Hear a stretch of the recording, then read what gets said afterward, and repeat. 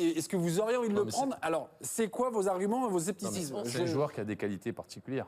Voilà. C'est un joueur qui...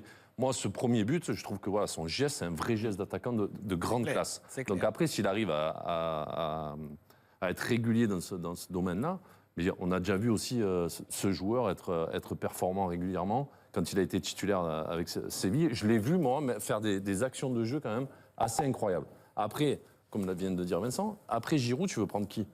Donc il y a une vraie question, et moi je pense que ça serait vraiment une option de le voir au moins avec cette équipe-là et de voir comment il peut s'adapter. Mais on aimerait, mais sauf que, alors à l'époque, il y avait la théorie, il joue dans un petit club.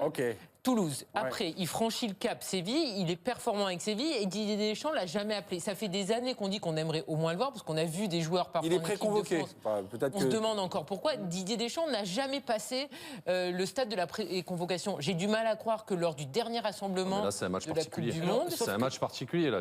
Il va l'appeler. Oui, mais il a des réserves sur Ben Yedder depuis toujours. Pourquoi il lui a jamais donné sa chance? Oui, mais là, quand même, c'est une rentrée dans un match couperé où il va qualifier son équipe. Ça, Didier Deschamps, je pense qu'il apprécie énormément. Oui. Et en plus, voilà, je reviens sur le fait de... À part Giroud, tu vas appeler qui devant? C'est une vraie... Mais justement, par rapport à ça, il y a quand même deux arguments. Un, c'est vrai que Didier Deschamps ne l'a jamais appelé et qu'en général, il prépare quand même un peu ses choix à l'avance et que ce n'est pas très bon signe. Il n'empêche que, compte tenu de ce qui se passe dans les attaquants, même si Ben Yedder est un plan C ou un plan D, peut-être que c'est le moment de préparer un plan C ou un plan D au cas où. Ça, pourquoi pas. L'autre chose, c'est que pour Didier Deschamps, effectivement, et il le répète tout le temps, un championnat national, ça suffit pas. Le vrai palier, c'est la Ligue des Champions. Mais là, on y est quand même dans le palier de Ligue des Champions.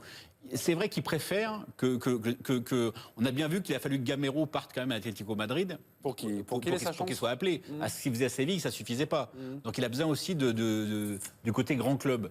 Et là, franchement, il est en quart de finale. Olivier, je sens...